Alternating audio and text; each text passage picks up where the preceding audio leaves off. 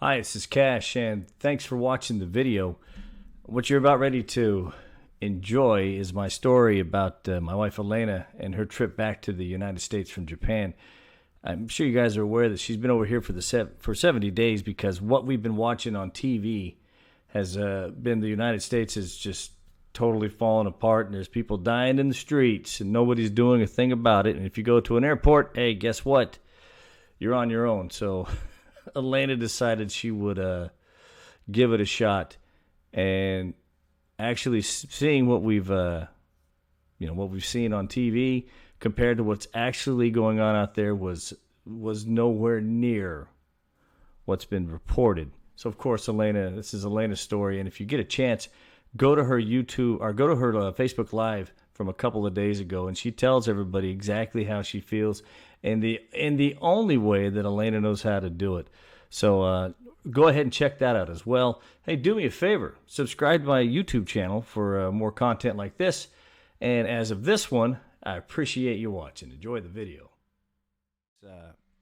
I've been here since December, before the outbreak. Hold on, let me do that. Before the outbreak.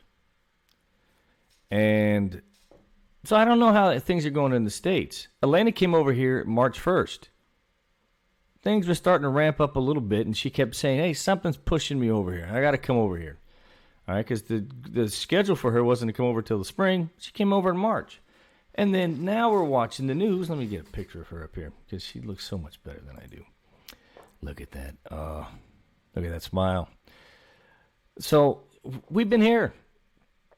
And when I say we've been here, all we can go by is what the CDC guideline tells us. And those comical press conferences where they're no longer asking questions at the press conferences. It's a lot of gotcha moments. It is. I know you're going to sit there and say, nah, no, it's not. Yeah, it is. Nah, that's all it is. Gotcha. I got you. Ha, ha, ha. You just call me a racist?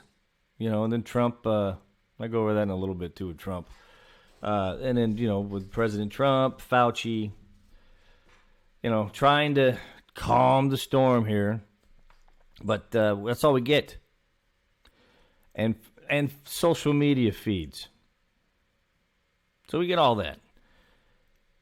And Elena was supposed to stay for 27 days. And she didn't leave till last week.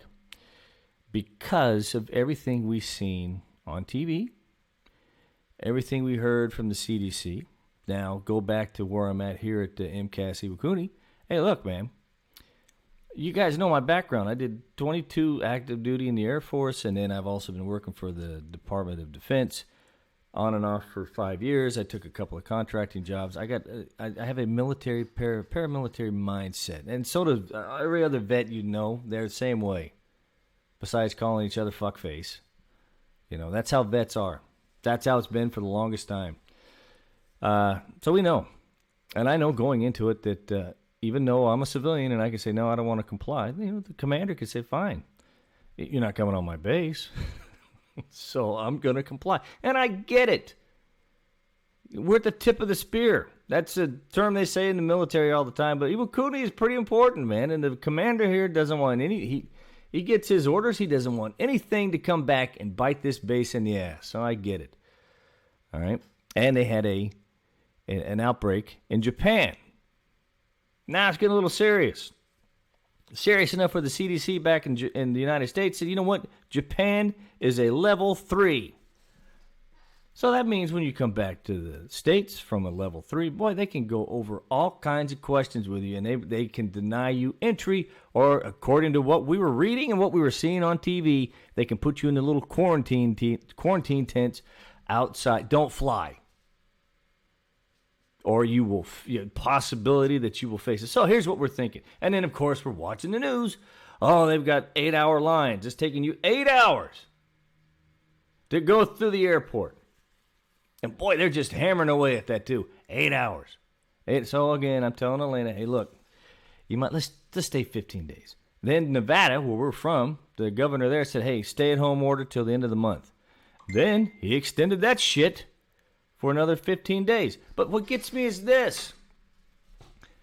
The reasoning that according to the experts, hey, we want you to stay home because we want to flatten the curve. This was a nice GIF. It doesn't work on here, though. By the way, this is from the University of Alabama's Medicine at Birmingham, UAB. Here was the goal. Flatten the curve. Let me see if I can point there. Flatten the curve. Stay at home. We're going to flatten the curve. You can come out April 1st. All right. April 15th, flatten the curve. All right. Boom. Okay. Nurses started sending out those beautiful TikTok videos in their full gown. And let me tell you something, nurses. I love you. You didn't do yourselves any good. And I know a bunch of nurses that are shaking their head like, why are you guys doing that, man? Why? Because there are probably some nurses that are real busy. But, boy, when you put it out there on TikTok and then put it on Facebook, all these nice choreographed numbers, it's not doing you any good. Stop it! But obviously the curve was flattened. Okay. No. We need to keep this stay-at-home order for another 15 days. So now Las Vegas and Nevada is closed for another 15 days. It's now May 1st. Elena, you don't want to go back, man. Boy, she's pissed. She is. She says, I would like to go home. I have cats. Surprised they didn't hang themselves. All right? But I'm telling her, no, honey, stay put. Just stay put. Hey, it's going to get worse, man. I'm telling you, honey, stay put. Marco, how are you? NASCAR tomorrow. So, she stays. And then we had some actual, there were things we wanted to do here in Japan. Couldn't do it because they closed everything down. Couldn't go to Tokyo. Closed. Not closed. We're not going to go. Because the base didn't want anybody leaving. And I get it. All right, fine. At least we can go into Iwakuni. Closed. You can't go join any restaurants or anything like that. Get takeout. Nope. No more takeout. Closed. They have a beautiful bridge here. They had cherry blossoms. We're going to go to that. No. Well, Elena's pretty much a prisoner here. Okay? Pretty much a prisoner here. We did get one day in Kobe. Started out all nice. But we had to see it in one day, and you can't see Kobe in one day. I want to go back because there's a lot of good things. Very clean city. That's Elena after about 12,000 steps. I dig my wife, man. I do. Huh? Couldn't go anywhere. And she wanted to kill me. Wanted to kill me is what she wanted to do. All right, baby. Shut up! Okay, it wasn't that bad. However, she had to go back because we do have a pressing issue that we have to take care of. And yes, it's personal. So I'm telling her, hey, I don't know what you're getting into when you go back home, honey. Could be serious. This could be life or death. Just remember that. All right. So I drove her to Hiroshima. Drove her to the airport up there. You could have shot a cannon through that airport.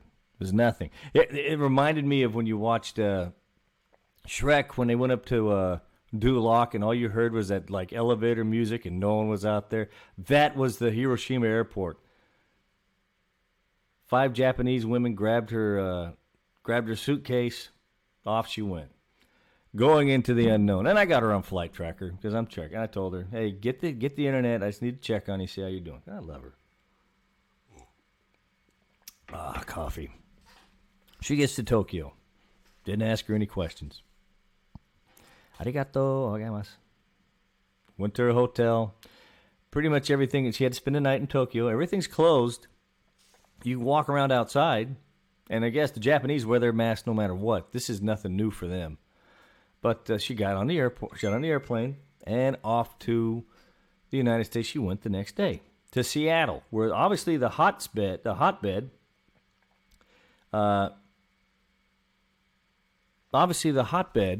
of what's going on with the virus. Boy, they shut Washington down before you know it. And so she's there. Gets off the airplane. Oh, jeez. I better go to the bathroom because I'm going to be here for 8 hours. She gets off, goes to the bathroom, comes back. Her bags are already waiting for her. The screening took less than a minute. Didn't even ask her anything. They weren't even wearing their mask in the airport at SeaTac. Nothing. I thought we were on quarantine. No, you're good. We haven't changed levels in Japan yet. We're still level 3. And Elena goes, you guys going to ask me any questions? How you feeling? I literally coughed in their face. I'm fine. Okay. Do I have to wear my mask? Yeah, but you can wear it around your chin if you want. Technically, you're wearing your mask on your face.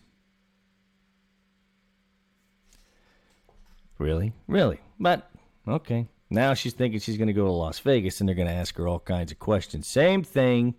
Gets off the plane, goes to the bathroom, comes out, boom, bags are there. Nobody's at the carousel. Just her bags, and that's it. Like it's straight out of them. Nobody asked her any questions. Nobody said anything else to her. Didn't tell her to stay home, because that was the whole thing. We're going to ask you a whole bunch of questions, and you got to stay home for 14 days. Nobody. Nothing. Didn't ask her where she was at. Where'd you come from? Nothing. And she came from a level 3 country. Nothing. Started driving around. The next day, she was driving around Las Vegas, trying to get back to normal. And guess what? Pretty much was, except for the casinos being closed, which is the lifeblood of Las Vegas, the casinos. That's how we make our money in Las Vegas. Casinos, entertainment. What a sham. I wish I could have. I tried to download her Facebook Live because she blasted everybody. She goes, what a sham. You guys in your fear. Again, if you do not want to risk it, I get it. If you have a compromised health system, hey man, please be careful. Not stay inside, but be careful. I get that. But oh shit, the media and their fear is just unbelievable. That, and she had to clean up about 2.5 months of cat hair, which was pretty bad for a woman who has asthma. I said get rid of the cats. I was like, I spit in her mouth.